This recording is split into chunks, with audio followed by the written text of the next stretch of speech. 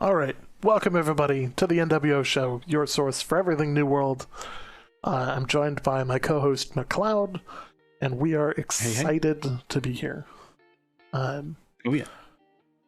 So, first and foremost, there are a couple of big things. Right now, Prime Loot, you can go get your, if you have Amazon Prime, you get Prime Gaming, which gets you access to the Autumn King Pack 1 today, and the second part of this set will come out on December 7th.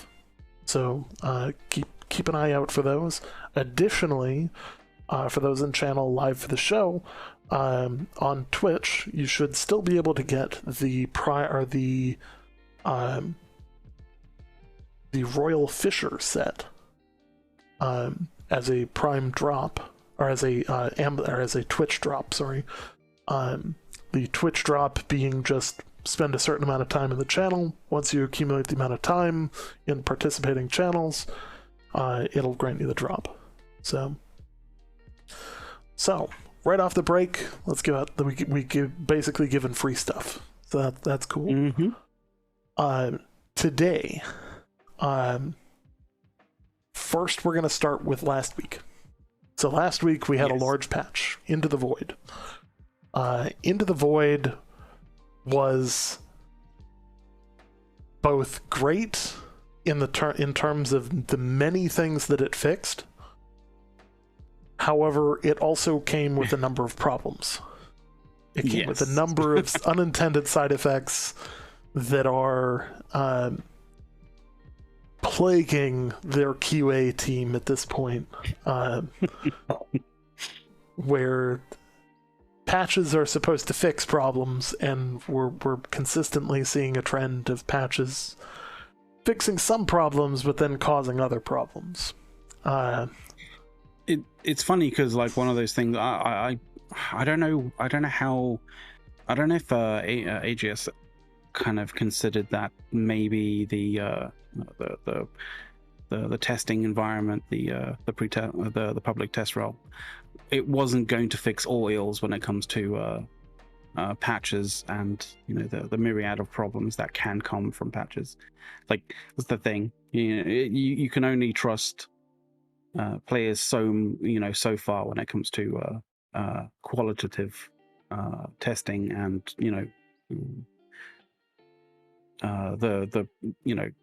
basically telling everybody about the various different issues and bugs.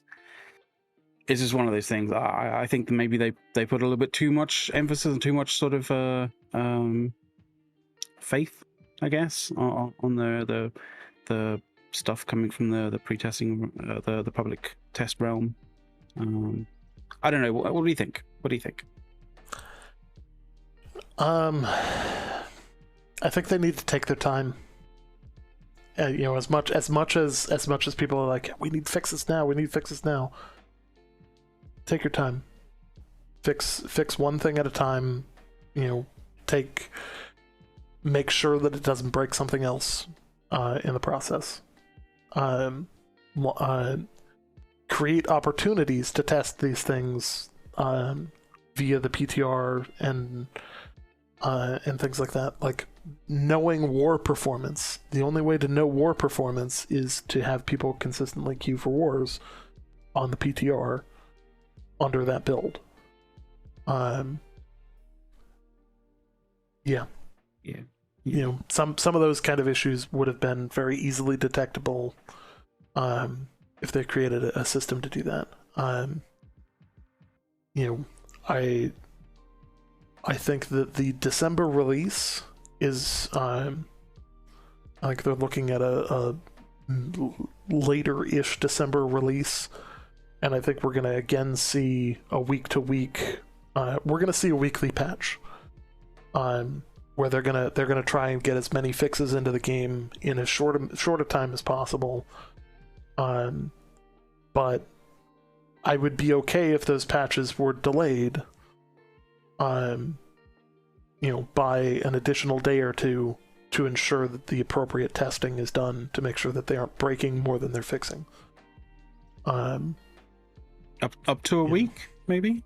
up to a week even. Take longer to be, because I mean you're going to be able to fit more in that patch. You're going to be able to fix more, and you're going to be able to test it more. It's kind of rough. It's kind of rough. Yeah. Adding in new weapons, adding in new zones and stuff like that, I think is vital as well in the long term. One of the things that's currently happening, and I had this slated for later on in the show, but I'll talk about it now. The player base in New World is of course dropping off. There was a lot of hype around the launch, which, hey, great, that's a wonderful thing to happen. But it's of course dropping lower than most people would have expected in the same time frame, which is concerning. That said, it's still one of the most played games on Steam. We're gonna load up the charts here quick. It is currently the 4th most played game on Steam at this moment. Yeah. So it is competitive in numbers right now with Halo Infinite. So keep in mind that is a AAA game that launched, and yeah. So not too long ago as well. Yeah, that's very recent. And of course, the other two, Dota and Counter-Strike. For the life of me, I don't understand how that many people play those games, but more power to them. They've been 1 and 2 forever. But functionally speaking, it is still a large number of people, though it may not feel like it, because some servers have as low as what has been recorded as 32 players online at one point in time, which on a map the size of New World's means you are rarely running into somebody else. Oh yeah. And I believe there's one server that's still experiencing queues, but that's a whole different story. So yeah, my hope is that one, PTR testing on the server merges completed almost a week ago. I think they've got notes from that. They've got some stuff that they wanted to fix and make sure that they aren't missing anything to ensure that that everything went through the way that it was supposed to. That said, we'll see. I'm hoping for server transfer, or not just server transfers, but server merges, where it's likely to see several servers merge together at some points in time. Yeah. So,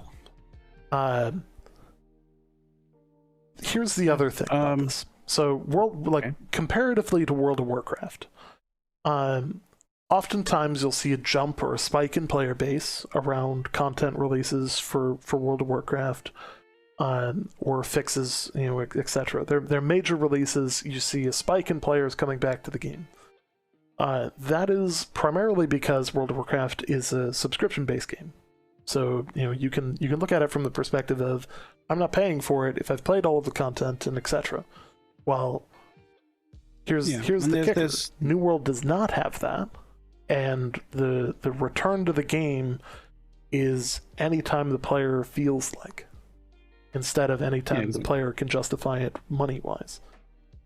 Yeah, exactly. And the other thing is, sort of similar to World of Warcraft. Like, there's a lot of the content that people kind of feel is missing from the game.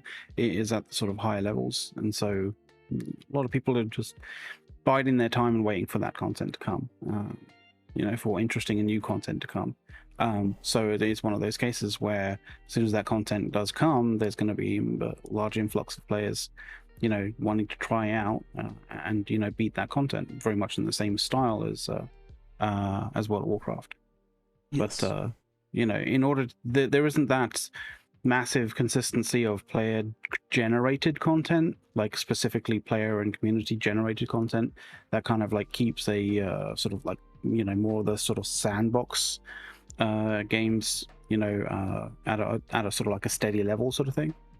So it's one of the things, like I think in some way New Worlds are missing that a little bit, but I don't know how much how much that helps the game rather than hindering it, kind of thing. So I don't know. It's always a bit of a guessing game in that regard. Yeah. I do think that if AGS is going to take much longer with the server merges, they need to offer up servers that people should join. And they need to offer another round of server transfer tokens, so that the people that are playing can say, "Hey, I'm going to this server that's still active, that's still got a decent number of people." If people still have their original token, the Paralis server on US East is a greatly balanced server. Like, like it's actually really well. Like most of the leadership across all of the companies know each other at this point, across factions. The balance between factions is good, and leadership across all of the factions are on board with keeping that balance in check. So as to not dissuade people from playing, and that's shown in the server numbers, as it's I think we maintain being a mid-pop server. So and 40 in chat is wondering about the second round of server tokens. I do believe that AGS has said that they want to potentially have a second round of tokens at later to the end of this year. So to me that's basically saying sort of like December, maybe when they bring out the December sort of patch, December sort of content update, that kind of thing. Mm-hmm. So yeah, that would be my estimation. Yeah. And of course, one of the things to bring up is that a lot of the player base specifically is looking at New World and going, what's my motivation to play? What's my what's my go-to, and why do I play New World over other games? At the same time, realizing that New World is coming from a developer that has not, up until now, released a game of this size. Like, of this scope and of this size. And I know that people are like, oh, that's just an excuse. Well, putting it out there is a difference in how mad I am at EA for Battlefield 2042, and how mad I am at Amazon Games. Amazon Games has an excuse of being like, hey, you know what? We didn't prep our QA for this. Like, we should have been better. They have promised to do better. 2042, on the other hand, is by a seasoned veteran team and is currently, let me pull the number here. It's currently receiving a 27% positive rate on Steam in terms of reviews. 27%. Let's oh Jesus. Like, the funny thing is, like, just the negative reviews have gotten to the point where the people will just not really posting their own, well, I wouldn't say their own particular like sort of gameplay experience, but like more just frustrated at the fact that so many core aspects of the Battlefield general Battlefield expected experience just isn't there. Like, and like, I'm not talking about like extended features. I'm talking about core aspects of just general FPS games. And like the fact that we know as gamers that other previous Battlefield games have had these particular features, it's literally nobody can really understand it. Nobody can really explain as to why 2042 doesn't have these things. It's perplexing, and that's the thing. Those are legitimate concerns and legitimate sort of gripes that people have, because they have this pedigree, and because we've had games from DICE and EA, where the gameplay was what was expected to some degree. You can't really make the same you can't really say the same thing for Amazon Games and New World, because New World is their first proper full-on MMO IP. And you're seeing, so here's the thing. And the first iteration of it as any well. organization the size necessary to deal with a game of this scope, to deal with at its peak almost 1 million concurrent users, you're gonna have communication problems if you don't have things set up correctly. Between moderation teams, between between all of the players involved internally within the studio and the support teams, you're going to have communication problems at first for that first big game. This was experienced pretty heavily in games like PUBG, where they weren't expecting as large of a population as they got.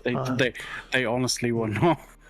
Among Us was the same situation, and a bunch of these games that like just pop off, where it's a developer that has like 11 staff total, and all of a sudden their game just takes off and sells 30 million copies, and like they shit the bed on every other front other than, hey, we built a good game.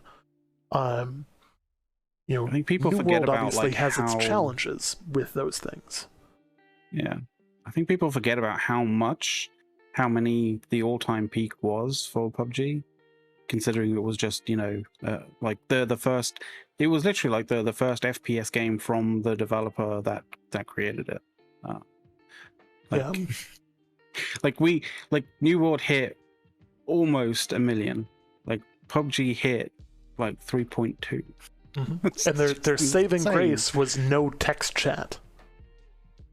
God, yeah, that's a good point. That was their saving grace, is that there wasn't text chat, there wasn't a way to communicate at first with other players, and that was by design, because from a moderation standpoint, things get bad when you do that. I would say, though, because I'm just looking at SteamDB, I would say, though, that it's actually interesting that New World is 5th place in the all-time peak on Steam. That's interesting. I didn't realize that. Yeah. Well, the other thing to note is that many games launch on several platforms and are not entirely tracked on Steam itself. For instance, Warframe has its own launcher, so the number of people playing Warframe is the number of people playing on Steam plus the number of people playing on the dedicated launcher that wouldn't be tracked. Same with WoW. Same with other particularly popular games. Yeah. Now, this is one of the things that makes it different than most MMOs out there. Most MMOs out there do not have full public tracking of their player base of concurrent users. It is highly uncommon. That's true. There are estimates out there, but there are no official numbers in most cases. They might, in some cases, they're publicly traded companies, so they'll have to release statements of income, which occasionally will talk about subscriber counts, or will talk about total users. But they very, very, very rarely will talk about concurrent users. EVE Online being one of the few exceptions, where you can log into a site called EVE Offline and slowly watch the game die over time as the developers try and actively kill it. God. Yeah. Shots fired, CCP. Shots fired. Do something about it. I haven't actually checked that had to. Had to. World of Warcraft did up until a certain point, and then they stopped. And there's reasons that they stopped doing that. I smell a Rorqual pilot. I used to be a Rorqual pilot. I used to build Titans. But I was also a market person. You paid your money. I haven't played in a long time. Yeah. Been clean for years, guys. I've been clean. I don't need my EVE Online fix anymore.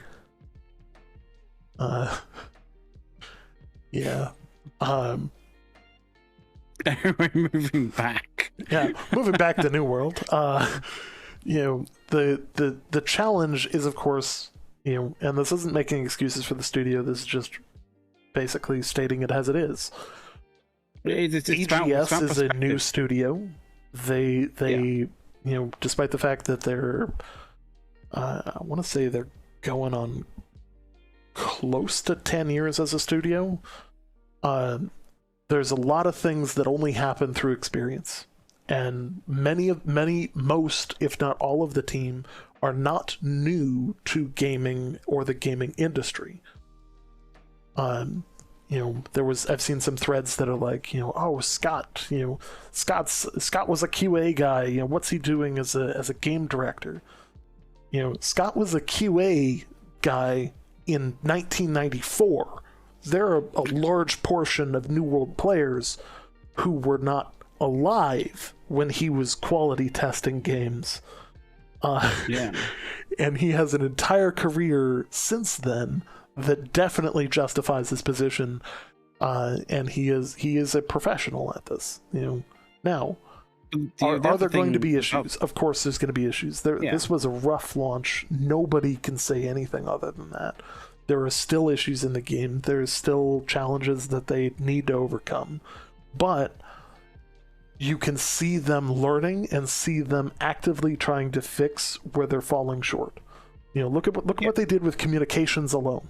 You know, it went from like, oh, we're only going to communicate on Reddit to, you know, hey, we're getting way better at putting stuff out on the Discord. We're getting way better at putting out releases. You know, and making sure that people are aware of what's going on. I would like even more than that, you know, like their current issues blogs, which we'll cover one of them later today on the show here. But you know, this is a huge one. You know, these discuss what they see are the priorities from the community. You know. Mm-hmm. Yeah. But yeah, like half the time we don't want to be making excuses for how the game is developing, or you know, the steps and the sort of road so far. Like it, but it's about perspective. That's the thing. A lot of people forget about like getting a good perspective, getting good comparisons with other games, other developments, that kind of thing, to give you a proper sense of like, you know, whether New World and AGS are doing good things, whether they're doing bad things, but also getting that in the right context. Because a lot of people can kind of, a lot of turbo nerds can go, you know, off the cliff and, you know, be super ragey about stuff. And that's fair enough if you're, I mean, that's, well, I wouldn't say fair enough, but it's understandable considering how much time and energy and effort they put into the game, you know, when you're, you know, when you're hardcoring it kind of thing. But that's the thing. It's about understanding the perspective, of understanding, you know, the game in relation to everything else. Oh, I think we've done one-on-ones. It's like we've done. I kill him consistently, and yeah, you're an asshole like that. That said, as I put in chat, there is a disparity here in that I win mostly because there's lag. Like, just ping differences being the main factor, in that I am literally miles from the server, and he is on the other side of an ocean from the server. You could throw a stone. I would have to put that stone on an intercontinental ballistic missile to get to where you throw it. So yeah, you know. Yeah. There's a bit of inherent kind of it's sort of sided to A's, you know, from the start. Absolutely. But don't worry about derailing it. Good, man. So let's talk about what's currently happened. So today, today we had a patch, and people instantly started complaining because the patch notes for it included 3 things. And, you know, oh, my thing didn't get fixed, blah blah blah. Like trust me, I get you. The fix for chests, the fix for, you know, all kinds of stuff, everybody was hoping would be in this. Unfortunately, it wasn't. Or at least not that we know of. The 3 things that got fixed today, and there's actually 4. Also, thank you for the subscribe. The 3 things that got fixed today: reduced occurrences of time skipping days ahead instantly on a world. Now, to put this in perspective, that is a massive problem when you have things like taxes tied to time frames. I'm still so confused about that. Like, what are they running? Are they running clocks on base 11 or something? Like, or like, what the fuck? Like, what's weird is like randomly it'll skip ahead an odd number of days, or in one case during the beta, it for some reason skipped ahead almost 2 months. Like, it's a very, very strange set of circumstances. So hopefully that's done. I don't get that. The big one is fixed a bug where some crowded combat situations would lead to players appearing to be frozen, and other state could not be conveyed to a user due to excessive bandwidth consumption. And they fixed a rare server crash. So basically, wars or Outpost Rush, when you got a sizable amount of status effects in one area, it was almost unplayable because, you know, everything would turn into a slideshow. People would look like they're just standing there, but they're not actually there. It was not good. You know, that experience should be fixed now. Now, what they didn't say in the patch notes was something that was released later. Housing taxes, because of, you know, the recent duplications issues and exploits, and of course the furnishing issue, you know, where you can't place new trophies at the moment. Houses are not nearly as valuable as they once were. So, you know, trophies being a huge reason to get a house, because you can deal, you know, with, if you get 3 houses, you can put in, I think the major trophies do what, 15% each to damage to corrupted, if I remember right. I wouldn't know because I don't have them yet, but could be total. Like, I think somebody in chat can correct me on that, but I think 45 would be a bit much, like all together. Yeah, so that's pretty substantial. You know, it's a substantial impact. 15% total. That makes sense. Like, you know, well, yeah. I thought 45 all in is a bit much. Yeah. So yeah. So to address the recent issue, they have reduced the weekly housing taxes by 90%. Now, before people fly off the handle, this also means that they have thought ahead. Thank God. Company income from home ownership has been also raised to prevent loss of income during this period. This is a portion of additional compensation we'll be rolling out in future patches, i.e. territories are going to become more profitable to own. Thank God. Just a bit. As somebody who is, as our company has owned Cutlass Keys for almost a month, like, putting that in perspective, our wallet is like 45K. Yeah. Like, the interesting thing is most of that's the last like week and a half. I think a lot of people don't realize sort of like the sort of like the balance kind of play that you have to do as an owner of a territory, because a lot of people don't actually have the ability or the you know, the sort of the what's the word I'm looking for? Like the opportunity. That's the one. Like they don't have the opportunity to sort of own a territory to some degree to be able to try out that kind of gameplay. But the interesting kind of thing is, to some degree, you can't upgrade past a certain point because it starts, you know, the cost each month or each week for, you know, just for the territory in general goes beyond what the territory actually makes. And also you have to deal with the fact that there is invasions going on, and the invasions breaking, various different upgrades. And, if you're wanting to keep those upgrades, then you have to pay for those upgrades again, and all that kind of stuff. So it's one of these weird things where you actually have to kind of balance to some degree and artificially limit the amount of upgrades that you make to your territory in a really weird way. I think a lot of people out there think that the way that companies kind of deal with their territories is they're just in this constant state of like throwing money in to upgrade them, and that's not the case. Like, you're trying to actually find some equilibrium with the territory, with how much it generates versus how much it actually costs, and it's a weird gameplay. Yes. So to answer one of the things in chat here, problem with the 90% tax reduction is companies are raising taxes and settlements to take the savings off the player. Here's the deal: there's a difference in between the multiple thousands that it could cost for a $20,000 house and the maximum 300 gold that it currently costs if they jack the tax rate all the way up. Now companies are going to do what companies do best and try and make money. I'll be the first one to say that yes, that was my first instinct. Is we raised ours from like 0.68 to 1%,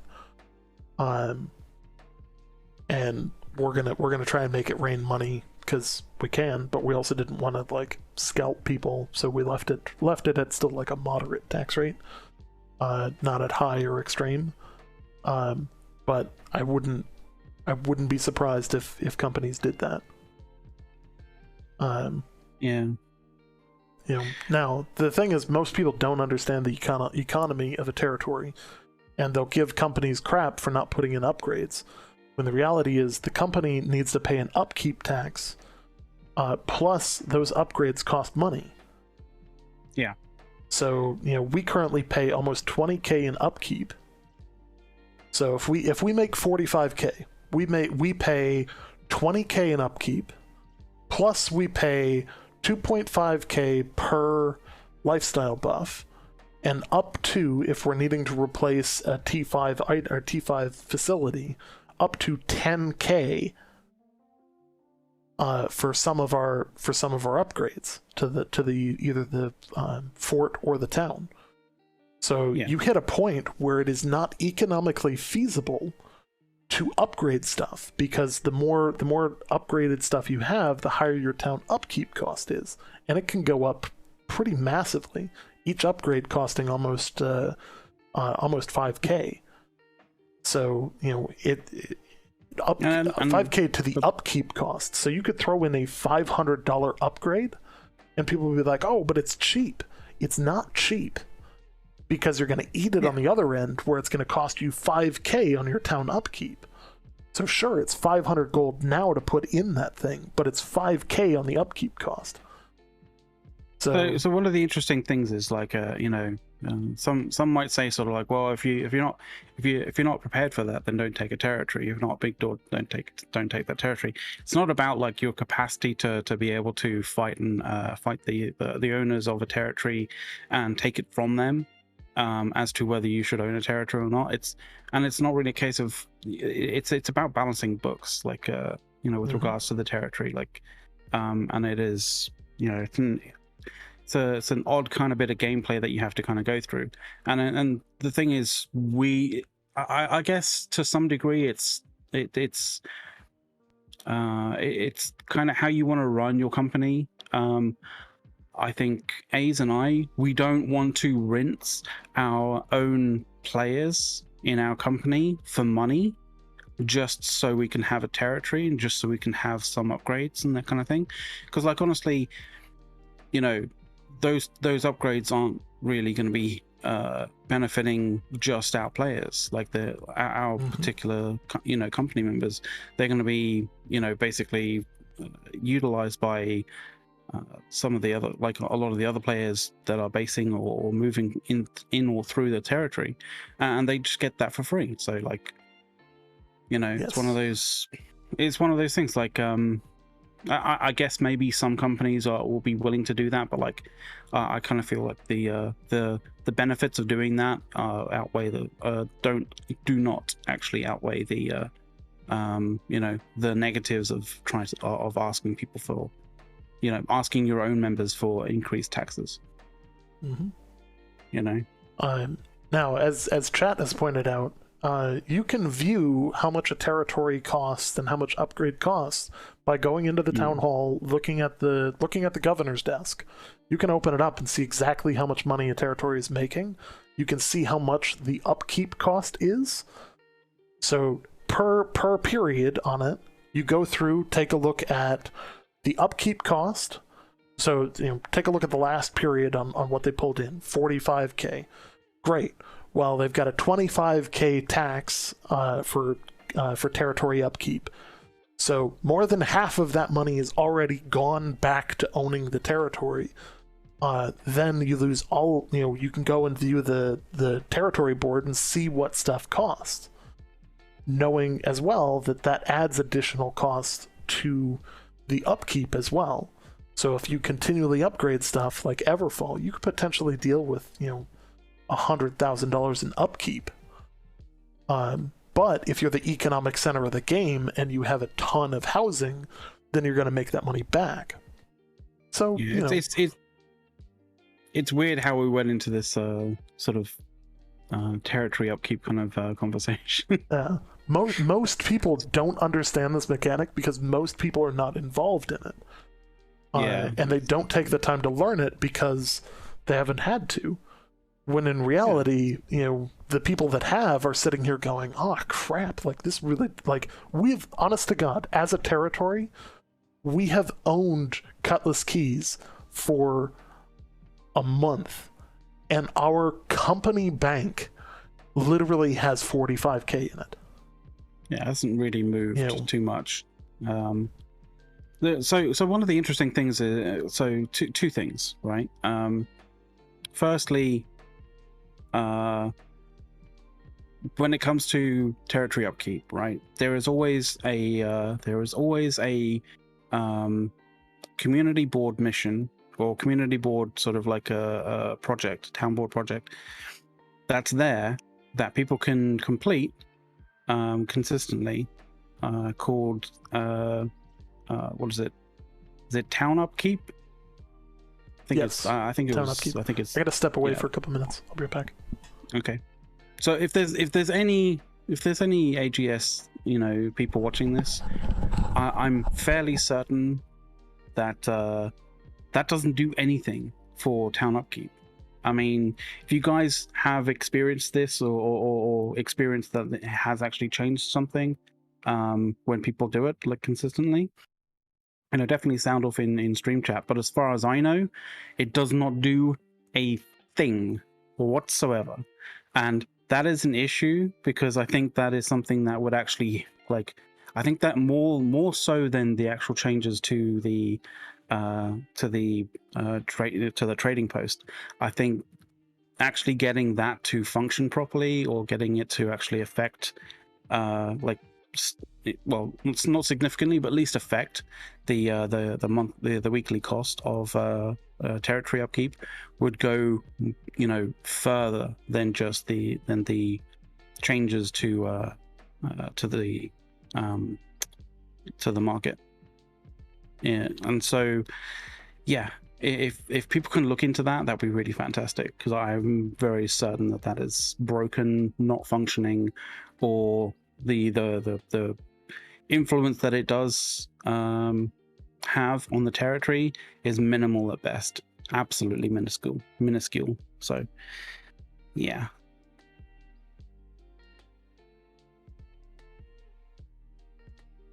I actually have no idea how long it is going to take, but just have a look. It's being said in chat. If you guys have any questions with regards to that in chat, just honestly far away kind of thing. But yeah, I that is definitely one of the most aggravating aspects, I think, in terms of territory ownership, that a lot of people don't understand.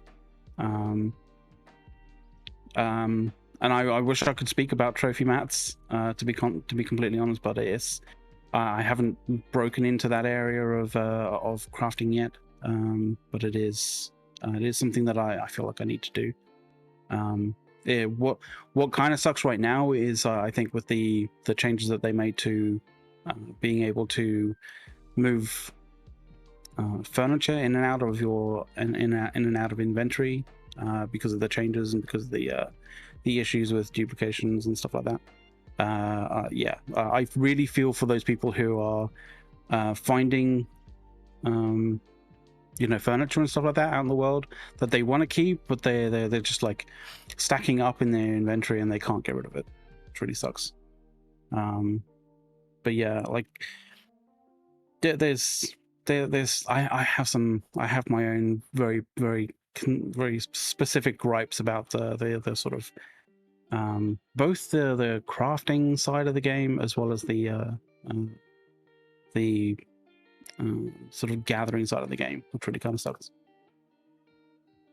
But that is a whole other sort of rabbit hole that I will spare you from, in actual fact, for today, because that leads into a whole bunch of other crazy stuff.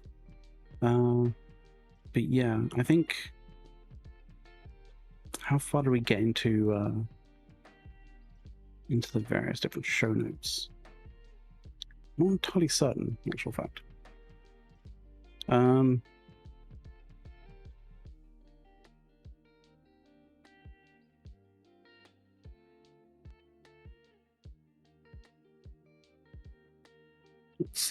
Let's see. Because one of the things that I realized that Ace was doing was he wasn't following the show notes in any way, shape, or form. So I have no idea as to what he wants to do, what he doesn't want to do. But if you guys didn't, obviously you guys heard about the downtime. I'm really confused. Like I honestly don't understand as to how worlds seem to be losing, gaining time and losing time. It's absolute kind of boggles my mind as to how that could be functioning. Where the hell are we on this? I think we're on the game additions. Just double check this. Sorry about this, guys. Just trying to get a feel as to where he wants to go with this.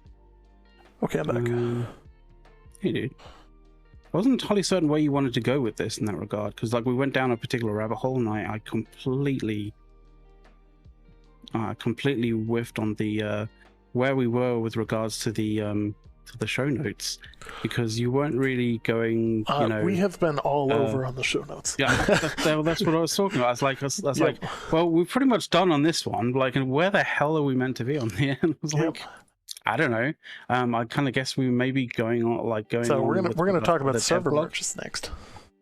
Oh, we are going to talk about server merges. So for those that don't know, server merges. I am clueless to the show notes as to how you're approaching this. Yes. But okay. Well, I'll roll with that. Yes. Fine.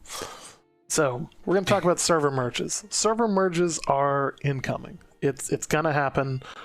The hope is that AGS gets this together and has this happen sooner rather than later. Of course, the first thing they did was test this on the PTR. So they wanted to be sure that, people's responses to this were positive and that there wasn't any issues noticed in the transfer. Because if you do this, one of the biggest risks is that something is lost in the transfer.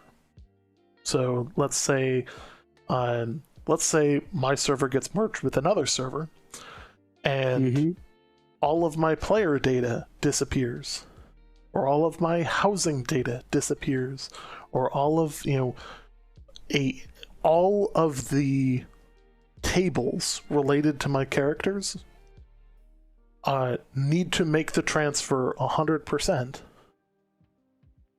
or there's going to be problems. Can you imagine if all of your territory upgrade like levels and what you've chosen for those territory upgrades just get scrambled and changed and put in other random areas? Suddenly you have like gathering speed increases in I don't know, in First Light, for example, right? Mm-hmm. Like it would be horrendous. So making sure that that server merges are working and things are transferring over correctly is a very important aspect of to make sure that it's functioning.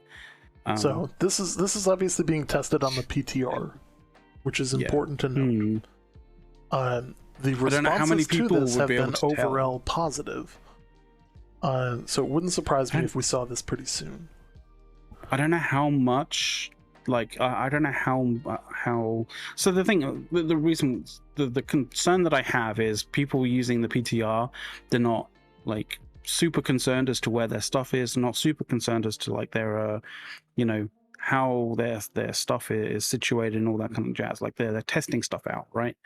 And so my concern is that certain things that would be highlighted by players because they've changed like something significant, or that certain things aren't in the right place, would be not noticeable if you're doing a merge on PTR versus in the real, in like on the live servers. Mm-hmm. Like that's my real kind of concern, is people don't really, they're not looking too too closely at like stuff that's moved around. Exactly. I mean, I hope they are, but like I have my reservations on that one. Mm-hmm. Now, the other thing about mergers, and they've talked about this a little bit in some of the current issues posts and dev blogs, is that they're not just going to take two servers because they fit size-wise. The goal is going to be ballpark getting close to, at peak, the server capacity. The difference there is that they don't necessarily want to be nailing server capacity on the nose. When they aim to set up which servers are going to merge with which, you're going to have two servers that are chosen. One of them will be the server that's being merged to, and the other one that's being basically merged from. So the server that's being merged to is probably going to be the bigger of the two. And they're going to find a smaller server that will complement and keep balance to the larger server. So let's say the large server has a lot of Covenant players. Well, okay, they're going to look for a Syndicate and Marauder heavy to balance that load, while not exceeding, and causing massive queues or anything like that. Now there is going to be the unfortunate side of things, where the server that's being merged from loses their territories but gains the amount that they've spent in territory upgrades. But the server they're merging to keeps their territories. So basically the larger server keeps priority. Now, there is a certain measure of like balance there, where like, let's say the large server is like 100% Covenant. Could create some challenge there, but it also means that the incoming servers, if they were to bring in a whole bunch of Syndicate and Marauder players from other servers and merge them all together, creates this opportunity where you now have underdog bonuses to rapidly turn things around. And balance the server in terms of who owns what. So that'll be very interesting to watch. My hope is that this is going to be online sooner rather than later, and if it's not, they need to give people the option to transfer. Again, and in the short term, I actually think it would be a really good idea. One, I think it would be a great idea to give everybody a free transfer again. As is. and from there it would be yet another great thing to help guide people and say, hey, go to these servers. These are the bigger ones. To start funneling people away from servers that just don't have very many people on them. Yeah. Because there are a lot of people playing the game. It'd be really great if, yeah.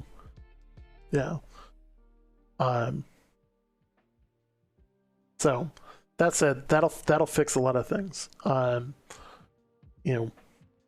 There's a bit of a terminology as well thing that goes with the server mergers that I think people need to be aware of, because I think the terminology with it is a little bit confusing. It's not quite as clear as it could be.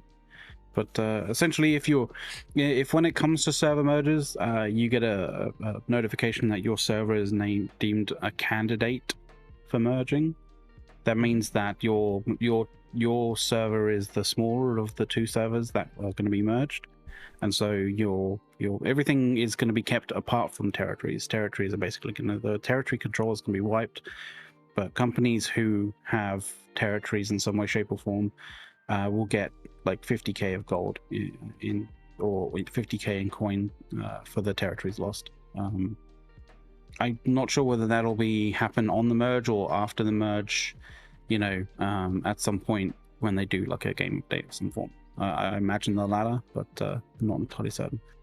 But if you get obviously, and conversely to that, if you get a notification saying your server's been deemed a partner server for the merge, that means that all the territories are being kept, and you are basically just going to get an influx of new players. Mm-hmm. So yeah, people know.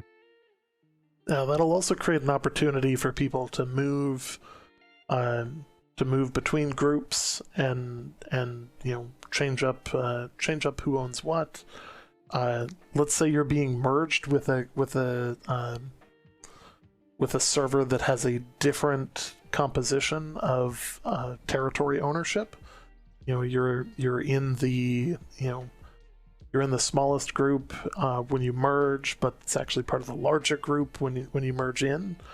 It could create some situations where transferring to other factions could become viable as well, or create a couple of instances where transferring to another faction just prior to the merge might become worthwhile to do for certain people, especially if they're looking to join companies on that server. Yeah. So I know we've run into that a couple of times where people are trying to join us, but the faction or the server that they are trying to come from is also mainly Covenant, and they can't switch to Covenant before they come over. And being that our server is primarily Covenant at the moment, although it's pretty close to balance right now, they still can't switch to us. Words. Oddly enough, like last week we were talking about how the fact that we were in a case of having 7 of 11 territories, and we interestingly enough we actively were like, we should probably lose some territories, and mission accomplished, I guess. Mm-hmm. And we did. Yeah. Yes, but not ours, strangely enough. Yes, not ours, despite our best efforts. Yeah. Oddly enough, it seems that Cutlass Keys is a bit of a pain in the ass to do, PvP faction missions in. Who would know? Who would have guessed? Yeah. Considering how far you have to go. It's like a 2.5 kilometer run to the first objective. It's like, come on. Nobody's gonna run that. No. Feel bad for people who war deck us, because it just means that they spent a lot of time running. Yeah, it's like we're not stopping them. We're not counter running PvP missions. That's for the birds. We'll take you in war. Thankfully Phoenix does feel for us. Yeah, it is a change of scenery, to be fair, compared to St. Winswood and Everform. So there's that. But yeah. When a faction owns every settlement, do you think things should be in a place to assist the other two factions? Yeah. Yeah, I think, as long as the vanguard is, from the other faction, I think, at that point you might as well let the one side assist the other in ousting one of their own people. Should be interesting. Absolutely. So let's talk about one of the things that was not received well from the last patch. Elite points of interest in Endgame. That, yes, okay. The stuff that wasn't really communicated that well in the patch notes. Yes. Yeah. So, first and foremost, the devs have openly stated that the nerf to elite chests was not intended. It was an unfortunate circumstances that led to it based on some issues that they ran into. Someone changed the wrong dial, the wrong value in the graph or in the database, and didn't hit the undo button. Yes. So yeah, I'm gonna read this word for word. Berserker Mike is one of the good ones. He's had a number of dev interviews, and also is pretty active on Twitter. But I'm going to read this word for word. This kind of gives a more of an idea of their vision for elite points of interest and endgame content. Greetings, adventurers. Recently, changes were made to the elite points of interest in the endgame zones, and it is clear to us that proper context wasn't delivered on why those changes were made. Our goal is to have a variety of areas that players can go to for crafting materials and gear. But with new gear and equipment, we want players to be challenged.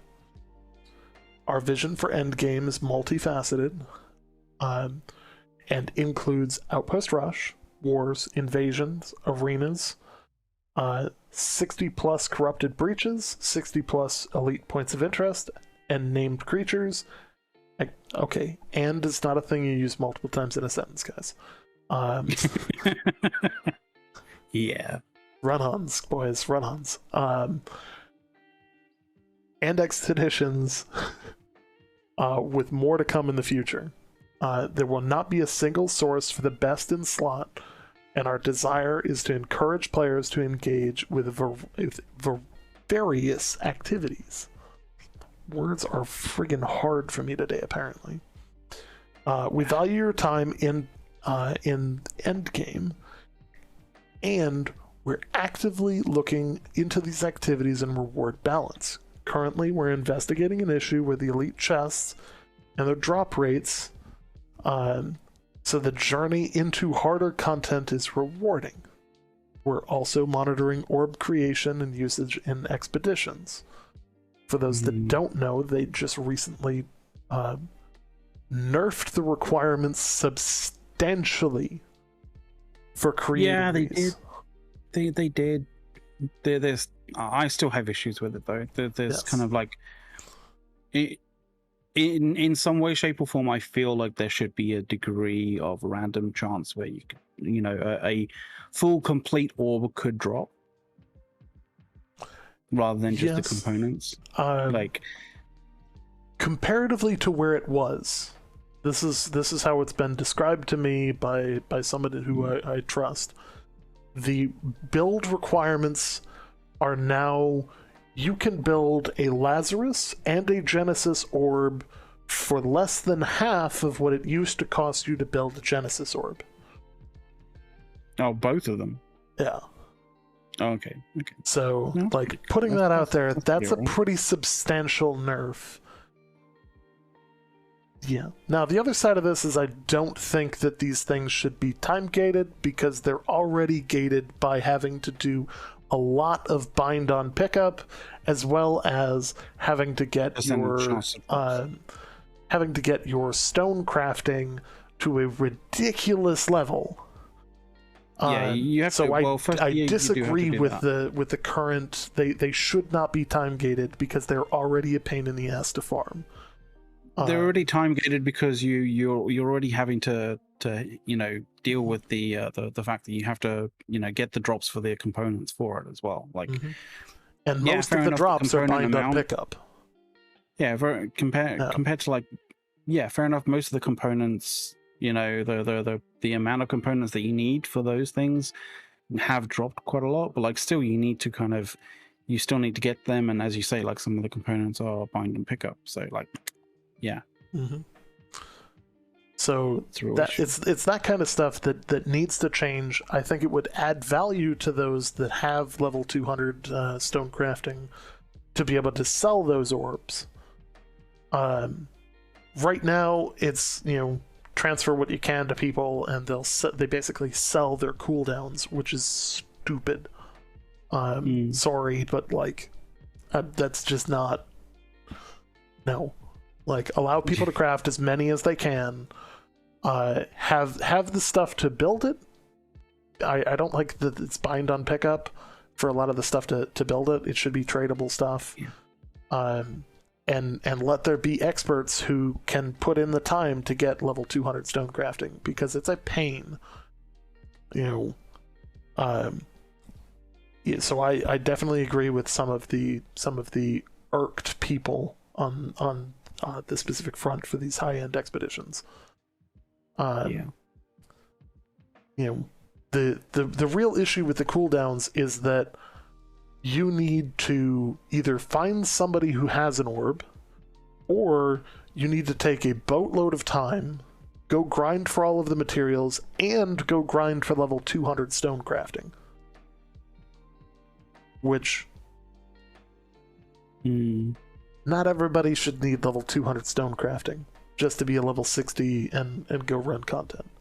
Like, and that's actually and Lee brings up another kind of point as well, is the amount of motes needed for it as well are quite significant. Plus the fact that they've kind of recently nerfed like one of the best kind of sources for those for large amount of motes as well, which really sucks. Now, for the people that have reached 200 stone crafting, if you make these, they are incredibly profitable to sell access to. Because here's the kicker for this. You can sell an orb in a creative way. Have people transfer you the money, start the expedition with 4 guys and a 5th waiting, then they vote to kick you out, even though it's your orb, and you leave, their guy replaces you. Now they have a group of 5 using your orb. Like, so you can sell an orb in a very creative and probably not intended way, but it shouldn't be that convoluted to get money out of that process. Yeah. In-game money, for those that don't understand what I'm saying. Coin. I would rather they just let people sell the even like meet halfway. Just let people sell the tuning orbs.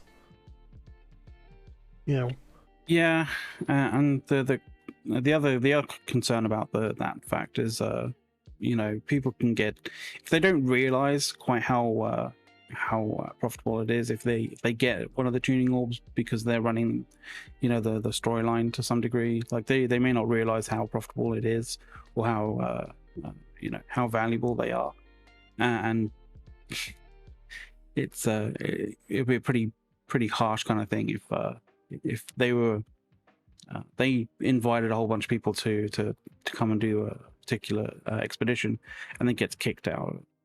Yes. So it really is an odd situation to be in, and it's because they're very scarce. Mainly because they're a pain to build. You've got to level things that you wouldn't expect to level, and you've got to go run all of the content to go get the crap on your own. Yeah. Plus certain bind on pickup situations. Yeah. It's so. Needless to say, I personally think expeditions are not in the place that they should be for the high end. For the low end, like Amarin, Starstone, Depths, those are so easy to come by that it's super easy. The endgame ones need some work. Additionally, we've seen the data mined content that there's potential changes coming to expeditions that could make the other expeditions runnable at a much higher level, which would also be very nice to see. But yeah, keep the biggest thing here is the last line. We appreciate your continued feedback as we incorporate more changes into Eternum. Keep giving them feedback. Yes. If there's one thing that you can see from everything that they've done so far since the game is launched, and like McLeod and I have seen this for years, so like it's not news to us, is that they take your feedback, they take the community's feedback, and then they go, what do the players want? Let's give them the fixes that they want. And where this is highlighted is these DevBlog's update on current issues. These are huge. They're very them important showing when they understand what we care about. Yeah, so one of the ways that you can kind of look at those issues, DevBlogs, is, essentially it's a kind of a rain check on, well, not really a rain check. It's kind of like a temperature check as to whether AGS kind of are cognizant of issues in the game, and also a good way to understand their ideas, their sort of their goals for various different aspects of the game, and that's a very important thing to understand, because a lot of players can infer various different things from how developers try and develop certain aspects of a game, and a lot of that kind of inferring process can be very messy and very inaccurate. So hearing what the developers really feel in terms of like where they want a particular aspect, a particular part of the game, and how they want it to work with various different other things, and how they want players to sort of how they hope that players want to interact with them, is a very important thing to understand when giving feedback. Yes. So before we dive into the current issues, number 3, I want to do 2 things. First, okay, drops are enabled on the channel. In order to get the drops, yes, it's basically just hang out in channel, and over the course of time, it'll eventually drop for you. Keep an eye on your chat box to see that happen. Additionally, Prime Gaming today dropped the Autumn King Pack 1, which you can claim right now. If you have Amazon Prime and Prime Gaming, that is available for grabs at the moment. So the link to that. I wanted to say when you start, I wanted to say when you started reading that, like the whole greetings adventurers kind of start that they always use. Always reminds me of Viva La Dirt League's Epic NPC Man, where he goes, "Hello, adventurer." I don't know. Every single time you say that, I just think of Epic NPC.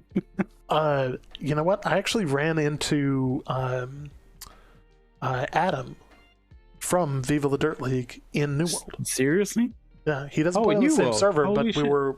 He's a Twitch streamer, and he was playing New World and having a blast. And had the opportunity to chat with him for quite a bit. So like, that's cool. Was excited to see, because like, of course, like, we love. Yeah, I love their content. So oh yeah.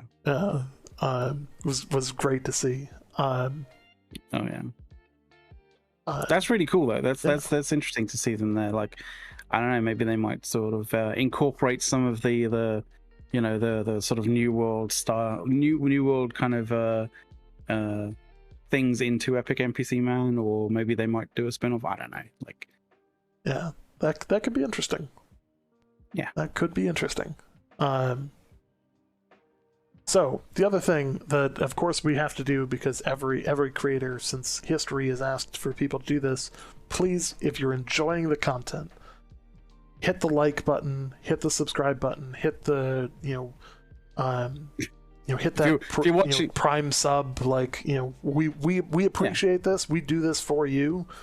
But one thing that we've noted is if we don't ask for it, we don't get it. So please hit that follow button, just at bare minimum, so that you know when we're live next. We aim to be live every Tuesday at 6:00 p.m. East Coast time. And we also aim to bring in any breaking news on other nights, provided there's some large large update of some kind. Like last week, we broke in with the Into the Void update stream that was basically almost a 3.5 hour long stream of just talking about the patch notes and the craziness of everything in there. Actually, I've been I was gonna say, like, the standard definition version of that is still processing, and it has been for the past hour. It's been ridiculous. So we've got a slightly sort of trimmed version of that on the that's going to be coming up on the on our YouTube channel. I'm literally just waiting for it to process. It's taking its time on in the YouTube studio. So additionally, our YouTube editors are back at it. They're starting to build content for us, and additionally starting to build out our YouTube. Like, so if you feel like it, please go subscribe to the YouTube. And if you don't feel like that, maybe you feel like joining our Discord. Our Discord is more than just a place for talking about New World, although that is the primary topic. We also run our company out of there. We also it's a great place to keep up to date on tech news. It's a great place to keep up to date on game news, in that all major announcements are linked in there automatically. And several other sources of content are linked in automatically to ensure access to things. Additionally, if you are a subscriber in the channel here, you gain access to a private channel on our Discord, where we aim to release relatively exclusive content that we find about New World early to our subscribers and our Patreons, to provide some benefit for hitting that sub button. So, yeah. How do we have 2.7k viewers and no one is chatting? One, we're a talk show, so it's less people generally talk during a talk show than normal interactive content. Two, we're also embedded over on newworldfans.com, where we are supported by them as being part of their team, and as per Twitch policy, embeds are allowed. Because it's a substantial way to improve discovery for creators who have provided an external source of content. Other creators that do this are Fextra Life, Streamer House, and many other large streamers use embeds on fan sites and etc. They are not view bots. Because of the way that Twitch works, your site has to have an SSL certificate, meaning that you are only able to log in one person to that site at a time, and it will know if you have multiple pages up and only play it once.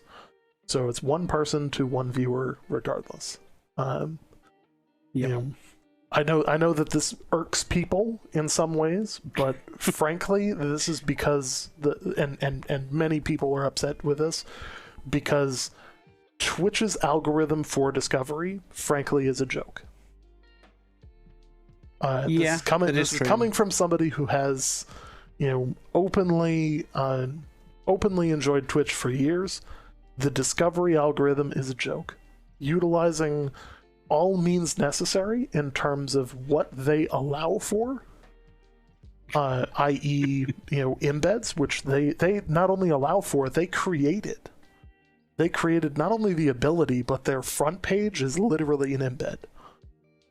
that is true. The Rolodex of content they choose, that is literally like a glorified embed, right? Yeah. So they acknowledge it, they endorse it, and to be completely honest, like if you understand like kind of what it is, it makes sense, because essentially all it is you know, the sort of the real life equivalent, like kind of like the real sort of world. I guess that's a kind of a weird kind of way of saying it, but the real world equivalent of it is like you're hosting something, and you basically, you don't want to, for whatever, you're going to be doing an event, say at a in a particular location, and the idea of not doing viewbotting and just like going live on a thing and just doing your thing is the equivalent of not actually telling anybody about it, but just hoping that someone will randomly will come past it and go, what's going on here? Whereas not what doing we're doing, embeds. not doing embeds. But whereas so doing sort of embeds and stuff like that, are legit. Viewbotting is not. Yeah, viewbotting is not. Like the way I see embeds is you're essentially just promoting your stuff. Now, you feel where your people get content is upset worth about it, this, though, and you do it. where people get upset about this is mostly in that they feel that they don't have access to the same thing, and they feel that a channel has an unfair advantage over them because of it. The reality is that we spend a lot of time making sure that New World Fans is up to date, and that that we're effectively part of the team over there, ensuring that the site is successful, and that site's success is also our success. So yeah, it's not really hurting a smaller streamer, because if you think about it, back a month and a half ago, prior to launch, let's go 2 months back, we were streaming to 20 people. So like that's the reality. We are small streamers who just and that's a comical thing to say, as there's 2,663. But let's be transparent here. You can open chat and see users in chat. It's a surprisingly long list, and I'll give you guys a number, because there's not a Twitch command to do this, but there are, in the chat channel itself, 435, which we know to not be the full number, because we ran a stream the other last week. Hey, thanks for the sub. We ran a stream the last week without the embed, and we had 300 some people in chat. And great, but the reality is the rest of those views are gaining us a higher position in the category, which gains us additional exposure, gains us additional clicks, and allows us to provide content to more people, utilizing all of the systems that Twitch offers and accepts for that. So I think that's about as in-depth as we want to go when it comes to embeds. Normally we don't discuss it to that kind of degree of depth. Like normally we just go, because we're embedded on your fans. That kind of, it's normally the be all and end all. But every so often, why not? Let's do a quick deep dive of what an embed is and how we use it. And the thing is, it's great to be transparent. I always want to be transparent. I always want people to know that I'm not sitting here blowing smoke up your ass. Like, we're here because we want to be here. We're here because we're having fun with the game. We're here because this is something that we're passionate about. We've been doing this for 2 years, long before we were streaming to 2,700 people. We were streaming to 5 people January 2020, and have built our show from there. It has been a long road getting here, and the show has taken some pretty dramatic turns in style. So the thing is, I appreciate you guys. Like, that's why I'm as open as I am, and that's also why fundamentally I'm one of the Reddit mods, is that I appreciate providing that information to the community, and want to give back, because obviously, hey, this is a nice thing to do, but I wanted to do some community service as well. Got involved with Reddit moderation. Yeah, like turned into be a little bit more of a little bit bigger of a bite than I would have cared for, but just a little bit. I mean, I think it came from it came from an initial sort of feeling of like I feel like I could do better in terms of communicating what actually is happening in the game than some people, than the current kind of people, and yes. being able to being a Reddit mod allows you to be able to sort of do certain things like pin sort of threads, to make sure that people are getting the correct information rather than a bunch of hearsay information mixed with a bunch of sort of like crazy talk, as it were. And so as a Reddit mod or subreddit mod, like you're able to sort of get more accurate information to more people. I definitely commend you on that one, dude. All right, so let's talk about New World Game. Yes. And I'm also going to stop stepping over McLeod because there is a subtle delay. Is there? I didn't realize. Yeah, my bad. I didn't realize. It's all good, dude. Okay. So these current issue blogs are actually really important. Yes. So let's dive into this one. Stability and performance is obviously like their first and foremost, the first thing they listed, and you can see that in the patch that they released today, where they basically said, hey, the things that we're trying to fix: reduced occurrence of time skipping, fixed a bug where crowded situation caused bandwidth and lag view, and a server crash. That is, boom, stability and performance in game, 100%. Oh yeah, and the nice thing is that it's the first thing that you see when you come to this blog. So it is, and I think that's one of the things that they realize is the main issue, the main gripe that people have after at this particular point in time is the stability and the performance in the game, especially when it comes to large scale fights, but whether it's open world fights or whether it's wars and that kind of thing.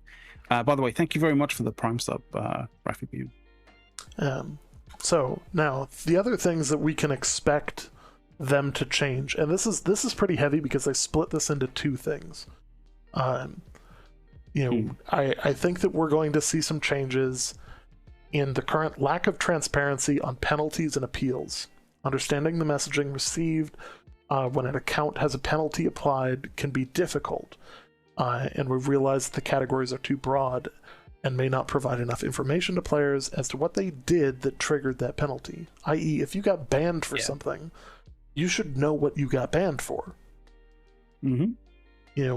Like when I ban somebody on the subreddit, I tell you it's for abuse and toxic behavior. If you really need an example, I can go into your comment history, and I have on a number of occasions, where like somebody will post, they'll send a mod mail, hey, why was I banned? And I'll post 6 user comments that are just the most disgusting, revolting thing that you've ever seen on the internet, and be like, did you really think that this was okay?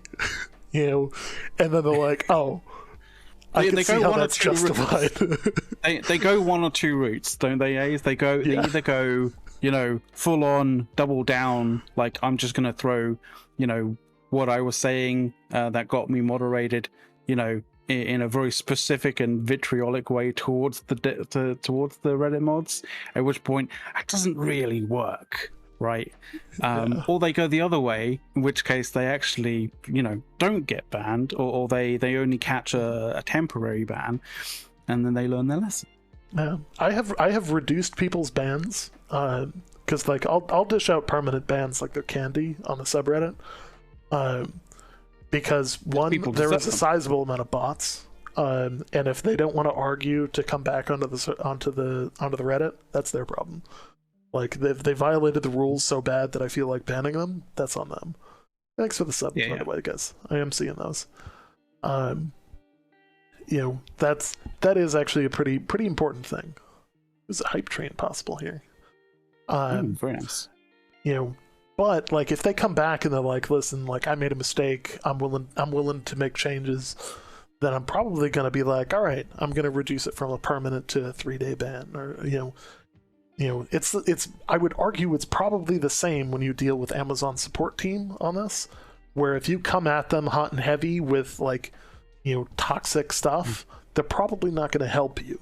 But if you come back and you're like, hey, I was banned for abusive chat, this is really my bad, I'll make changes, I'm really sorry about this, they're probably going to turn around and go, okay, you know what, I probably believe this person more so than, the person who responds with, oh, you guys can go get bent and, blah, blah, blah, and basically justifies why they were banned in the first place in their response. Like, help yourself in a lot of instances there. That said, they also see this from their perspective as they're not giving you enough information to really let you know why you were banned. So that's actually a really important one. So they understand that, you have some, understandable frustration in this, in the, in the process. Yeah, thanks for the bits. Yeah, very much. Very much so. Thank you. Keep those follows coming in, guys, because they help with the, I believe they help with the hype train here. I believe so. Almost got to level 1. Hey. Awesome. Nice. So that's kind of a big one, but it's interesting that they split the lack of transparency on penalties and appeals and moderation on both in-game and community spaces into 2 different categories. Because they are 2 different problems, but at the same time, it's good to see them identify that as 2 different problems.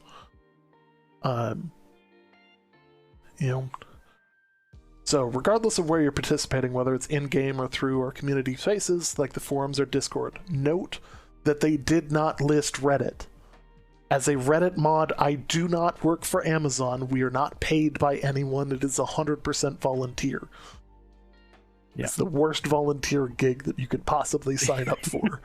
Like, yeah, they didn't really communicate. This is a solid messaging as we're potentially going to be bringing in some more mods. They didn't really communicate the pros, the con side of being a Reddit mod to you when you're like, I want to enlist as a Reddit mod.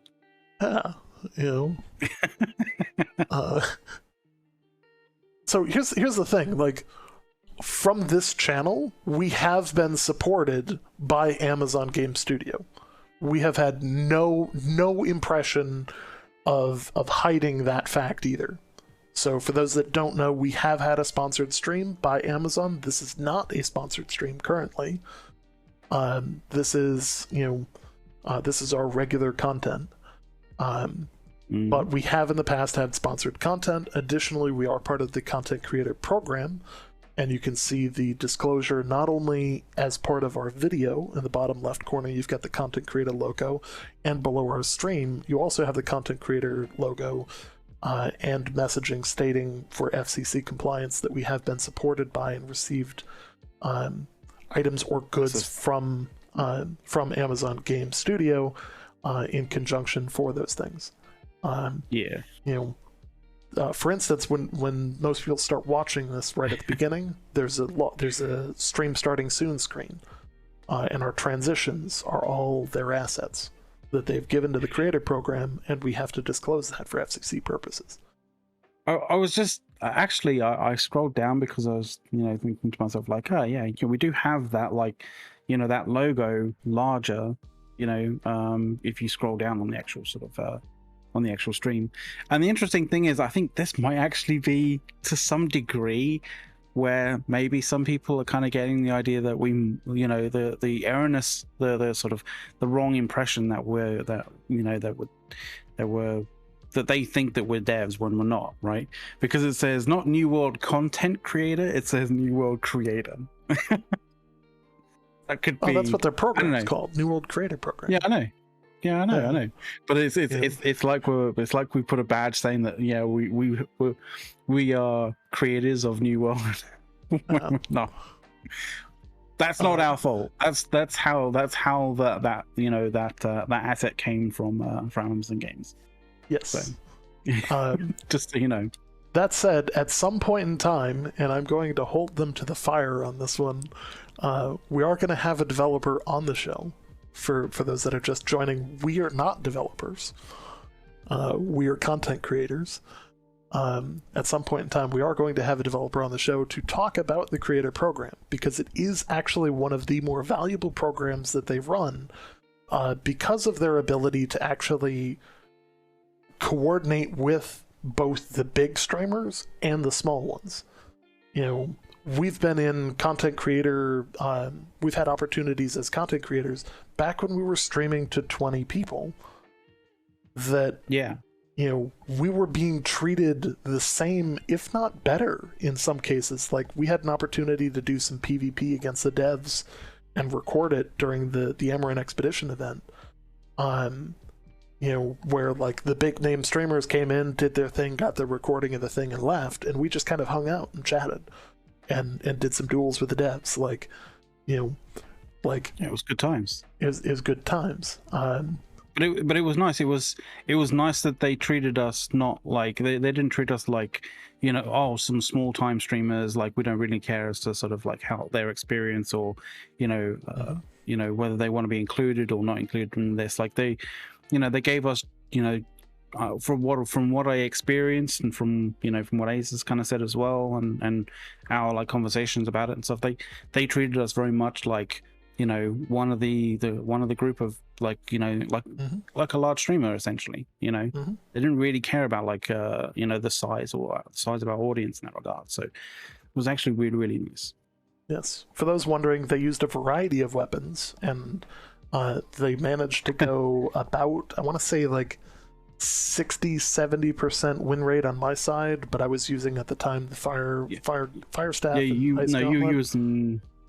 were using all the OP weapons at that particular point. Yeah. But like they used everything from bows, muskets. He beat me with the rapier bow combo, which was pretty strong. That was funny. And some other, you know, at some point we should post that video as an uncut thing. We have parts of it that we had to cut audio wise because certain things, yeah. You know, we weren't allowed to post the audio in certain parts, but that's a whole different story. But yeah, you know, like that kind of stuff is a great experience, and they really do. They do a good job of helping promote content. So, hype train success, guys. Yay! Hype train emotes. Nice, Thank you, guys. It's much appreciated. Yeah, cool, nice. There you go. So, I'm liking some of these, like, you know, divergent content that we're getting into, because like it allows us to talk about stuff that we didn't have planned, but at the same time is just kind of cool to chat about. Like I didn't plan on talking about the creative program. Nice. Yeah. It was nice to go down those rabbit holes every so often. Yes. So basically what they're saying is continue submitting reports for players in game and flagging threads and comments in the forums for players who are violating the code of conduct. Do not fear reporting people. You know, again, this system is not automatic. They're going to review your report. You know, and if they're going to ban somebody, they're going to ban them for, you know, what you report. You may need to report several messages. You know, like, just do that. You know, and they admit, you know, as we're all human, it's possible that some unsavory actors are let through the cracks, and someone may have been flagged erroneously, but we'll take corrective action should this occur. You know, basically, hey, we're human, we mess up. It's their first time dealing with moderation on this scale. Of course they're going to mess up. Of course they're going to have times where their you know, support team is not on the same page as their moderation team, is not on the same page as their forum moderators, is not on the same page as the developers. You know? Yeah, and they're learning very fast. You know, the intricacies of you know, tribal kind of warfare when it comes to sort of you know, different tribes clashing in the forums in various different ways as well. So like, yeah, they're getting a good handle on that as well, and that's something that isn't really too apparent when for a developer when you initially create something like an MMO. So, but it is very much a thing that they need to that they've realized is partly some kind of meta strategy from one group to another to try and goad each other into breaking violations of terms of service and violations of the TOS and the ULA. So yeah, they're getting a good handle on like all of that kind of play as well. Yes. So now this is the level of detail that we go into when it comes to like why we feel certain ways about the Amazon Game Studio development team. Is that yes, we went to Amazon.jobs and looked up what positions they're currently hiring, because this shows where they're willing to throw money at. Now, they're currently hiring a lot of positions, but I want to focus on this one. Program Manager, Amazon Games. Amazon Games player experience team acts as a centralized customer experience bar raisers between internal customer service, outsourced customer service, which is a key phrase in here, by the way, and gives away probably more than they probably wanted to. Game development, business teams, and Amazon customers. The team is looking for a program manager to support one or more games, be responsible for identifying and driving and tracking initiatives that improve both the internal and external Amazon Games customer experience and measure results against quality and efficiency metrics. Now, think about the teams that's supporting. That's pretty big. Supporting a lot. Yeah. In this role, you'll work with the customer trust and moderation team to properly assess and route customer-facing concerns that carry a potential risk to the Amazon brand. You'll be in a key point of contact for relevant teams and support them on properly assessing risks and determining next steps on related escalation, facilitating execution, and proper customer resolution by partner teams. Basically, this is the bridge between so much your internal customer support, which people have claimed is not on the same page as some of their other customer support, or moderation staffs, like they might have outsourced to another company to do, as we theorize that they might have outsourced some of the moderation to a third party, their game development staff, their business teams, and the customers. That is a huge position. Now, this position is probably going to pay almost $100,000 a year, being real. Like, one, it's in San Diego, and something two, it's, the position comes with a free set of armor. If this position doesn't come with a flak jacket, it's not worth taking. Yeah, that's true. But if anybody's interested, like, I'll do Amazon a solid here. Boom, go apply for it. It's a non-tech position, being that you are not working a technical program. You are working as a coordinating body, as program management. You're not working a technical position where you're coding. No. So feel free. I figured this was worth mentioning because this is actually a pretty sizable thing that they're throwing money at by actually hiring a staff to ensure that this communication is taking place and is standardized for what appears to not just be New World, but for other games as well. Seeing as it's the San Diego studio, it's probably going to be Lost Ark. Oh yeah, cool. Just putting that out there. But yeah, you're going to need management experience as well as you need good people skills. Yes. So and a level head. Learnings from the PTR, basically they admit that, hey, they've got problems. McLeod, I'm going to let you take this for a minute because I have to step away for a couple minutes again. Apologies. Oh dear, oh dear. Okay, so Yeah, let's just go through this. This month we launched our first version of the public test realm, and we wanted to take a moment to thank everyone for all of your support and valuable feedback. It has been exciting to see a number of players actively providing feedback and reporting bugs both in game and through the forums. Yeah, guys, thank you. That's the thing. If you're on the PTR, like it's nice to sort of like just go and screw around with like the new stuff that's coming out, but like finding bugs,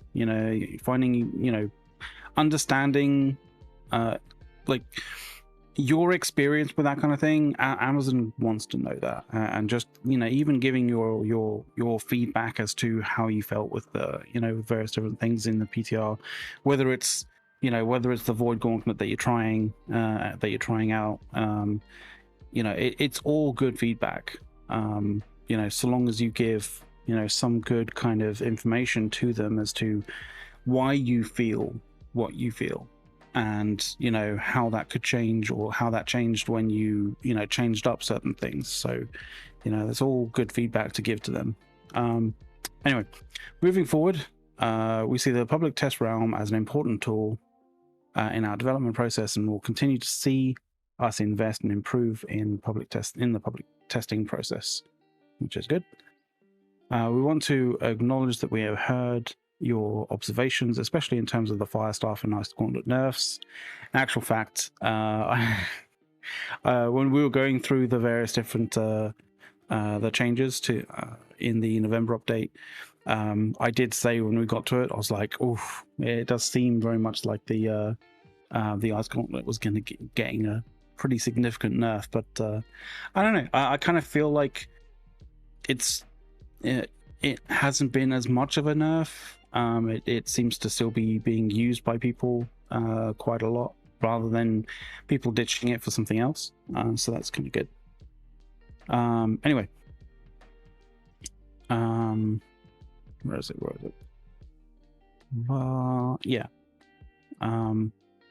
Especially in terms of the Firestaff and the Ice Gauntlet nerfs, the buffs to the Great Axe, and the reticle design for the ranged weapons. While you won't always see immediate changes that reflect the feedback we receive, this doesn't mean that it's being ignored, and that you won't see changes made in the future that addresses particular concerns surfaced by our PTR tests and players. Yeah, I mean, it's an iterative process. The other thing is, like, they can't react on a dime, because they have to make sure that the information or the feedback that they're getting is not just being kind of meta played by big groups, that kind of thing. They need to make sure that they're not just listening to the loudest people in the room, but they're listening to the majority of the concerns that people have, not just the loudest people. So that's the reason why there's a little bit of delay in terms of like reacting to certain things, just to make sure that they're not being meta played by player groups, because it happens in all MMOs. It's one of those things that happens, especially MMOs that allows players to player groups to be competitive against each other. It's one of the things that happen. So some changes, like the weapon balance and tuning, are things that we'll be constantly monitoring and adjusting as New World matures. Other changes may need additional time for development and testing, and I kind of feel like that changes to weapon changes are always one of those sort of things that are in flux, and I kind of feel like it should always be in flux to some degree, because then it always requires, it always makes changes up the battlefield in an interesting kind of way. It's not a case of you just end up with this static kind of situation where everybody knows where the best kind of best selections for the trees for the various different weapons, and that's that, and you get like a rock paper scissors situation. Changing up and keeping that kind of thing shifting and changing always helps with keeping people on their toes, so that's always good. So when it comes to so in our upcoming releases, you can expect to see more changes that reflect the feedback that we have received from you, our community. We will continue to seek the opportunities for you to provide early patch feedback and help shape the future of New World. Thank you again for your support and feedback. And I think the this initial kind of round of testing on the PTR was actually relatively short. I kind of think that they're probably going to be looking to do slightly lengthier stints of content on the PTR. I don't know how you guys felt out there as to how long the testing period was. I kind of feel like it was fairly short. Okay. I do. Yeah, I just ran through the what was said. I just ran through what was said on the learning from our PTR. I kind of gave my impressions as to what was said in a particular fashion. Nice. And I was kind of going on with the longevity of the current PTR kind of like period being fairly short. I kind of felt like it was fairly short. Like I don't know about you. I kind of felt like the yes, for what they needed to do for the November update. I think they were they were in a situation where they couldn't do longer testings for it. But I kind of feel like they might actually end up doing slightly longer stints in terms of content on the PTR going forward. I'm not sure, but I kind of feel like that might be the way. Yeah. I've got a feeling as they get closer to these larger patches that we'll get an announcement much further ahead of time, and we'll start being able to test it ahead of time, and then when it actually launches, we'll be a little bit better off. Yeah, that's why I kind of feel like some of the stuff on the November update was a little bit broken in certain ways, because the testing, the periodicity for testing on the PTR was somewhat short. Yeah. But, it wouldn't surprise me if they increased the testing times and gave a deeper opportunity to get in there and ensure that there's no bugs. Yeah. So they also had an issue with undocumented changes. Yeah, they did. And some of these were big hits too. Decreased loot quality and amount from elite chests was a huge unintentional bug that was introduced in the 1.1 patch, and they're working on how to fix it. Apologies. And that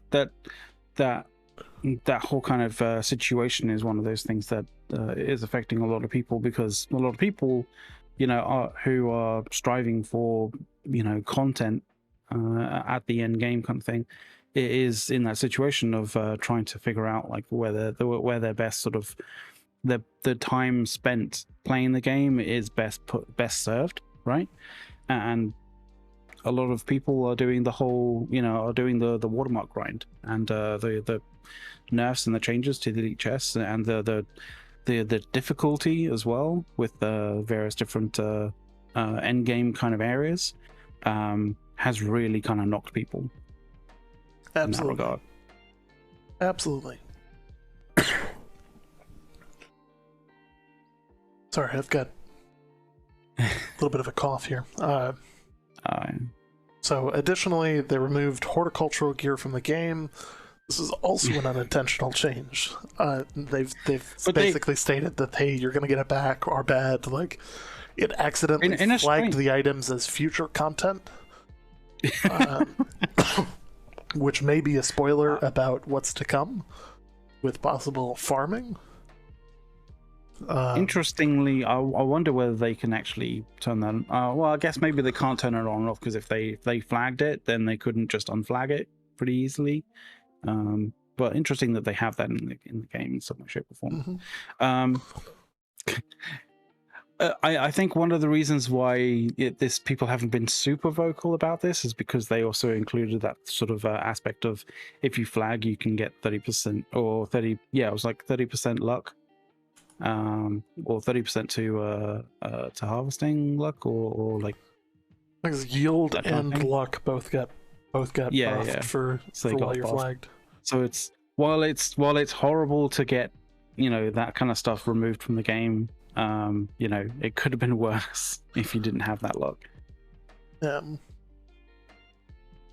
So that's kind of that was kind of a kick. They removed the double luck from the Weaver's Knot, which is a ring that you could get. This was an intended change because it was never designed to actually have that. But they should have announced that. I like that ring. Elite POI difficulty tuning. Number of POIs were increased in difficulty.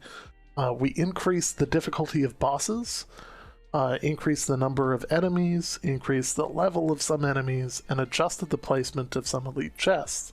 The reason they changed the placement of these elite chests is people were finding creative ways of crawling by them, and not triggering the enemies, getting the chest, and crawling away. So many people that I've watched sort of playing, just doing their rounds and just like, oh, and now just kind of prone here, and the enemies reset, and then I can just loot this chest. And it's like, I don't think this is quite what the level designers and what ATS had in mind when they, they were thinking people were going to be doing this particular site or this particular area. Yes. Now, this said, the biggest changes were to Merkguard, where everything changed to level 66, which makes it very difficult to kill and has to be done in large groups. This pissed off a number of people. Why? Because they were used to farming it in small groups that they could quickly manage and get together. Now they have to do it in larger groups, which makes people salty beyond belief, because they can't do it in their small groups and blah blah blah. It's an MMO. Like, I'm sorry, I have very little sympathy for that one. Like, go farm it. Like, it's still gonna be a challenge because you need a large group. Now, the places that I sympathize with are the smaller servers. As stated in chat there, absolutely. I agree, some small servers that can't get that many people together have a substantial problem in actually running that content at all. But in some cases, Merkguard was soloable, which is not how that should not be. as designed. Nowhere near. So now, hopefully, with server merges and other things, that'll put you in a circumstance where you can run it with a group again, and that will solve many things. So they also removed elemental quintessences as rewards from gathering elemental creatures. For those that don't know, if you were gathering life quintessences from the wolves while rapidly leveling your wood cutting, that is no longer a way to get them. Unfortunately, yeah. So there's another number of other changes, but basically, none of them were overly substantial. But apparently, one of this last one here was surprisingly something that popped out of nowhere and people were upset by for some reason. Replace the Everfall well and Morningdale statue with a fountain. This was an intentional change that was made in preparation for an upcoming player event. I get it was water, but both of those places have water immediately adjacent to them. Yes, it was convenient to get the 15 water from the thing, but yeah. That was kind of silly to get upset. Also because it's got something upcoming for it that is kind of that should make up for it content-wise, of not having a well for a short amount of time.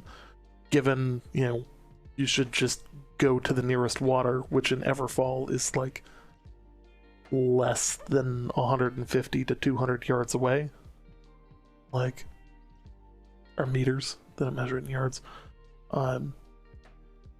Yeah. So, crafting and trade skills. Every trade skill has its importance. They took a hit on this one as well. Now, the reality is that they also changed the way many of the XP, they changed a lot of the XP, and yes, it takes more XP to level, but much of the higher level gear that you craft also gets you more XP than it used to, i.e. it should take you about as much time as it did before to actually level these things, provided you are doing it in a way that you are actually leveling, building high level stuff. Now, a lot of people saw this as a nerf, because if you decide to level almost exclusively off of iron rapiers, for instance, you now have to build substantially more of them to do that. The reason people were doing that off of iron rapiers is that no flux was involved. It would cost you much less. So that was a thing. Yeah. So let's talk about add-ons.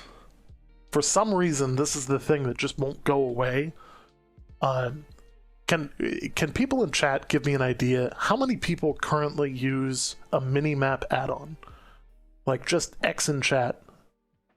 I'm very curious how many people actually use this minimap add-on. I'm back, by the way. Sorry about that.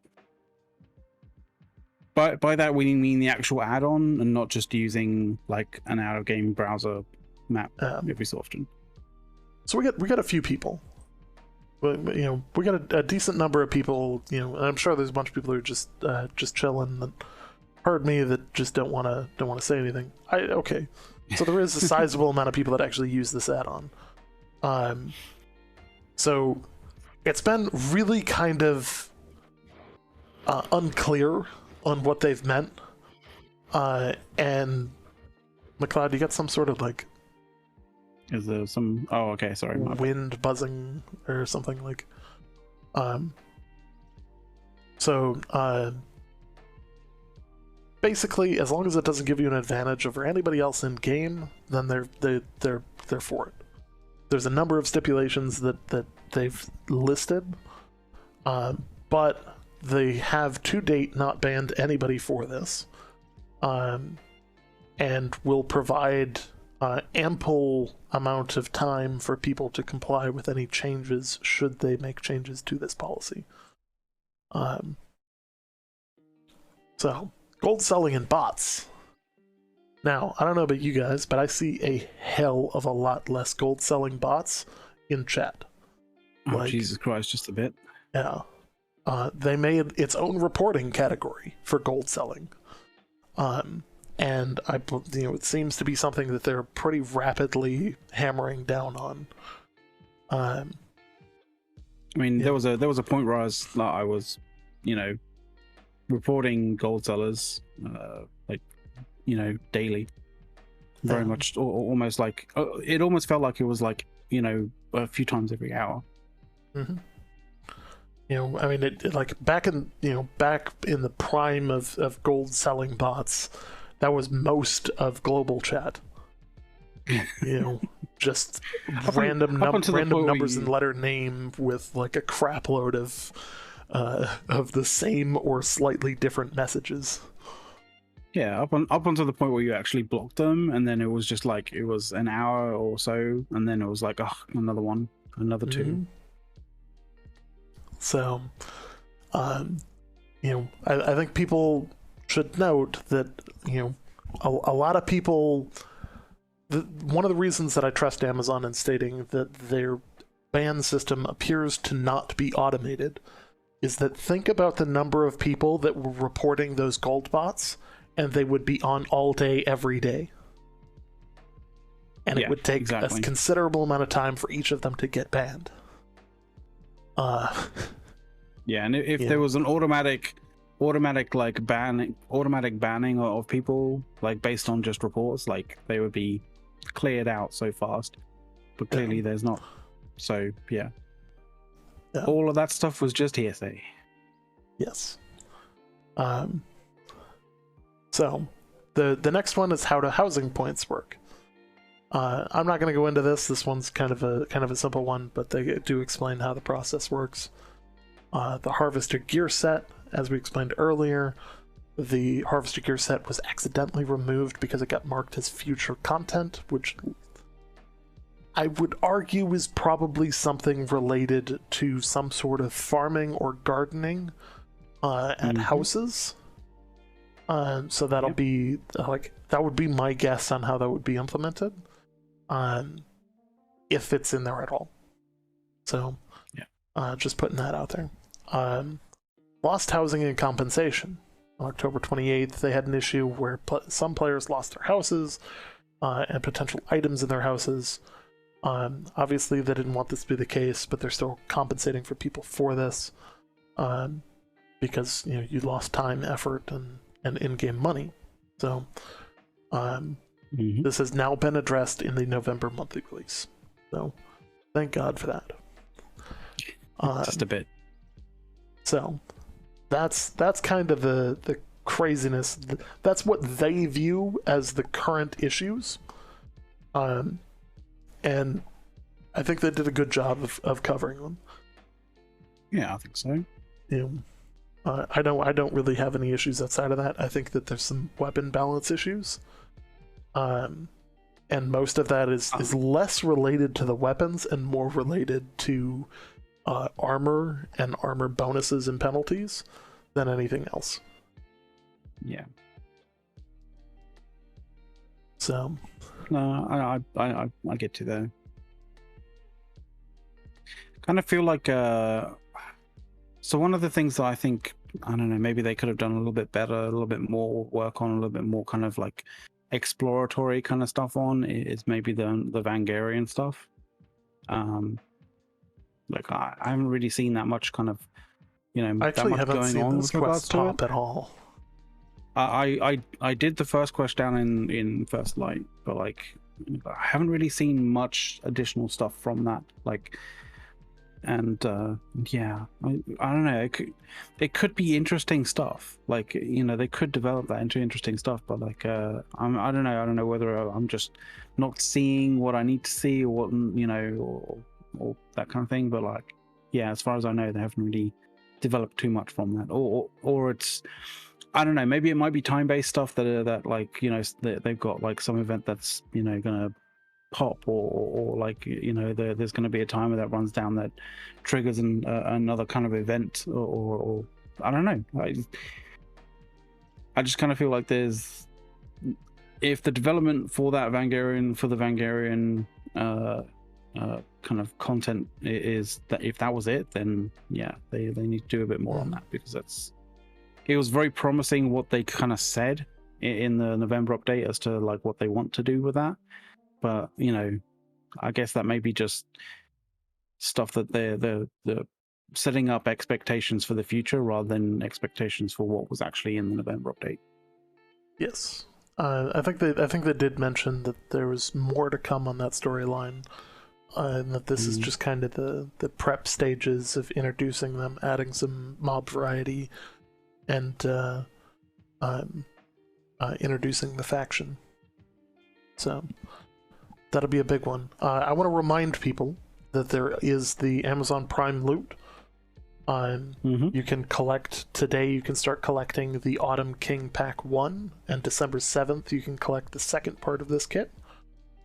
As long as you have Amazon Prime. If you don't have Amazon Prime and you plan on getting it in order to get in on the rest of these drops, please use our affiliate links below the channel here. I'll be more than happy to help to gain the referral affiliate bonus for that. Additionally, there's merchandise links down there for Amazon merch. I think actually by clicking those links, it doesn't actually increase the price at all. It just allows us to get tracking on that while getting credit and a small percentage kickback from the affiliate program. Yeah, the cost and the price, the cost of items doesn't actually increase in any way, shape, or form. It's just we get kickback for referring. We get some money from Amazon for referring you to those sorts of things, and that's essentially essentially another way of supporting us, supporting the channel. which is greatly appreciated. The other kind of thing actually that I think we're going to be probably doing in the Discord, in probably tonight/tomorrow and for the rest of the week is,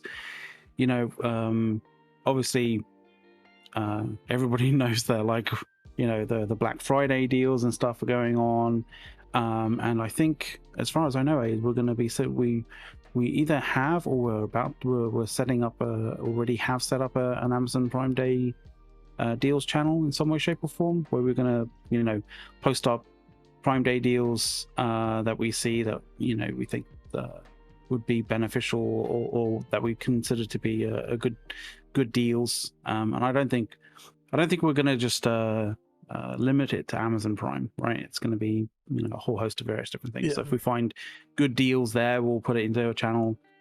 So if you guys are interested in finding good deals on various different things, then definitely check that out, and jump on the Discord and see what's what. Basically check out the Discord. There's good stuff there, and chances are in the next few days there's going to be some good deals there as well. Absolutely. Yeah. So, simply put, as we've been going for a little over 3 hours, that actually wraps the content that we had prepared for this show. I want to again thank our Patreons, our subscribers, our followers, and our average viewers, because you guys are the reason we do this. As we wouldn't, simply put, we wouldn't do this without you guys. We enjoy this, and we are very happy to have you guys here. If you're interested in catching future shows, we normally stream on Tuesday afternoons at 6 o'clock p.m. Our pre-show starts 7 o'clock p.m. The actual show starts, and post-show we generally hang out in our Discord, and we're publicly available to just kind of chat and chill. So with that, make sure you guys hit follow so you get notified when we go live again. And as we always love to say, we will see you in the new world.